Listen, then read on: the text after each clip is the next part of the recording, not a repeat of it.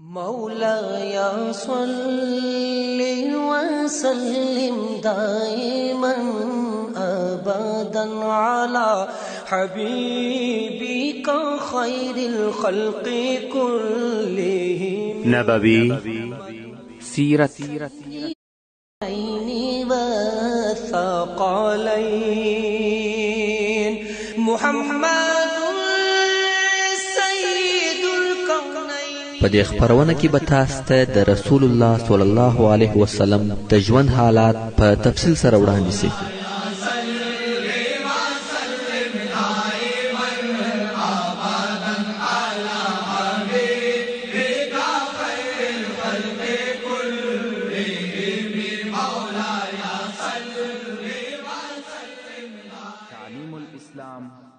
أعوذ بالله من الشيطان الرجيم. بسم الله الرحمن الرحيم. إن الحمد لله نحمده ونستعينه ونستغفره ونعوذ بالله من شرور أنفسنا وسيئات أعمالنا. من يهده الله فلا مضل له ومن يضلل فلا هادي له. وأشهد أن لا إله إلا الله وحده لا شريك له وأشهد أن محمدا عبده ورسوله صلى الله عليه وآله وأصحابه وسلم تسليما كثيرا. أما بعد، محترم ورونو، مج د منافق عبد الله ابن أبي ابن سلول د مرګ حالات بیانول چې دای مرسو او رسول الله صلی الله علیه و آله وسلم د جنازې المنز پر ادا کاوه، خو حضرت عمر رضی الله تعالی عنه د دغه المنزه د ادا کولو مخالف و، تر داسې اندازې چې رسول الله صلی الله علیه و آله وسلم یې راکش کړ چې المنز مه پر کوه. خو رسول الله صلی الله علیه و آله وسلم د دغه مخالفت سره المنز پر ادا کړ چې شاید الله جل جلاله یې وبخشي. دا د رئیس المنافقین عبد الله ابن ابي سره د رسول الله صلی الله علیه و آله وسلم رحمت او مهرباني و. دا هغه منافق دی چې پر قسم قسم آزارو سربېره د رسول الله صلی الله علیه و آله وسلم په ناموس کې هم خبرې کړې وې، خو بیا هم رسول الله صلی الله علیه و آله وسلم د هغه رحمت او مهرباني پر اساس چې الله جل جلاله په د علیه الصلاة والسلام کې ایښی و او د علیه الصلاة والسلام یې په غوړه کړی و، پر دغه منافق د جنازې المنز ادا کړ او عبد الله ابن ابي شخ کړسو. د تر شخېدو وروسته د الله جل جلاله د طرفه آیاتونه نازل شو چې په هغو کې د حضرت عمر رضی الله تعالی عنه د رأی او نظر تائید موجود و. الله جل جلاله د سورة التوبه په 4 نمبر آیات کې فرمایي: ولا تصلي على احد منهم مات ابدا ولا تقم على قبره انهم كفروا بالله ورسوله وماتوا وهم فاسقون. او د جنازې المنز پر هیڅ یو دغه منافقانو چې مرسي مکوه او هیڅ کله د پر قبر د دعا او استغفار د پاره یا د شخولو د اهتمام د پاره مدرېږه. بشکه چې دغه منافقان پر الله جل جلاله کافران سوي دي چې شریک ورته نیولې دي او پر رسول الله صلی الله علیه و آله وسلم کافران سوي دي چې د زړه د اخلاص یې نه مني او په داسې حال کې مړسوه چې دوی فاسقان و. دا د حضرت عمر فاروق رضی الله تعالی عنه د موقف تائید او تاکید و. مگر حضرت عمر رضی الله تعالی عنه وایي دا ټول کارونه پیښ شوه، زه په تعجب کې نسوم. زما ډیر تعجب و دغه ځای ته و چې ما څونه جرأت وکړي چې رسول الله صلی الله علیه و آله وسلم دی راکش کم چې المنځ ما پر کوه.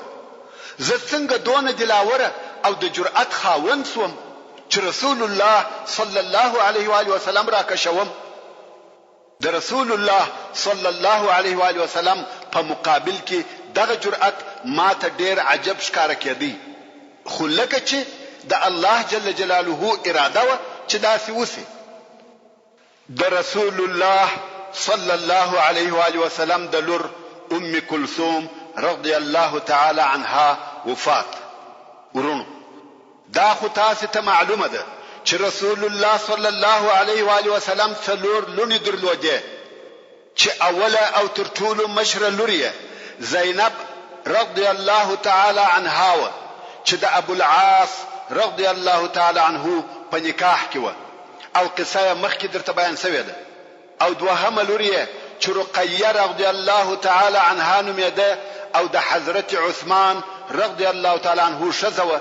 په هغه ورځ وفات او شخص و چې مسلمانان د بدر د غزا څخه راغله. او بیا رسول الله صلی الله علیه و آله وسلم خپل درېیمه لور چې ام کلثوم رضی الله تعالی عنها نومېده د حضرت عثمان رضی الله تعالی عنه په نکاح کړه، چې په همدغه سبب عثمان رضی الله تعالی عنه ته ذوالنورین ویل کیږي، یعنی د دوو نورو خاوند، چې هغه دوه نوره یا روشنایی د رسول الله صلی الله علیه و آله وسلم دوی لونی وي چې د رضی الله تعالی عنها په نکاح کړی دي. او په ټول تاریخ کې داسې نه ده پیښه شوې چې یو چا دي د یو نبی دوی لونی په نکاح کړی وي. یوازې عثمان رضی الله تعالی عنه دی چې دغه شرف یې په برخه شوی دی. او بیا دغه د هجرت په نهم کال د رسول الله صلی الله علیه و آله وسلم لور ام کلثوم رضی الله تعالی عنها چې د حضرت عثمان ابن عفان رضی الله تعالی عنه شزوه وفات شو. رسول الله صلی الله علیه و آله وسلم د دې په وفات ډیر غمجن شو، او دا رضی الله تعالی عنها په مدینه منوره کې شخص و. اوس چې ام کلثوم رضی الله تعالی عنها وفات شو، رسول الله صلی الله علیه و آله وسلم وحضرت عثمان رضی الله تعالی عنه ته فرمایل کمی درېیمه لور درلودلای هغه به مې هم ستا په نکاح کړی وای.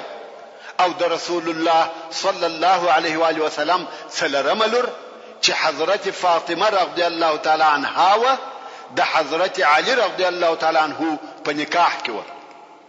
ورونو د هجرت نهم کال پای ته ورسېدی او د حج موسم راغلی. رسول الله صلی الله علیه و آله وسلم دا اراده درلوده چې حج وکړي، خو بیا یې وفرمایل وحج ته مشرکان هم را حاضریږي او په لس بدن طواف کوي، نو دا زما نه ده خوښه چې په دغه حالت کې حج وکم. نو یې دغه کال د حج د پاره ابو بکر صدیق رضی الله تعالی عنه ولېږي چې د حج امیر هم دی رضی الله تعالی عنه.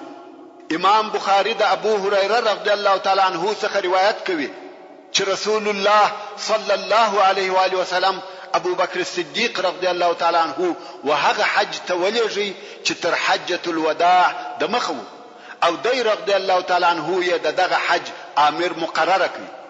او ول په خلقو کې به دا اعلان هم وکړي چې پس له 60 کال څخه دی بیا مشرکان حج ته ناراضي، او پر بیت الله به هم څوک لڅ طواف نه کوي. ابو بکر صدیق رضی الله تعالی عنه د نور مسلمانانو په ملګرتیا حج ته رهیسو.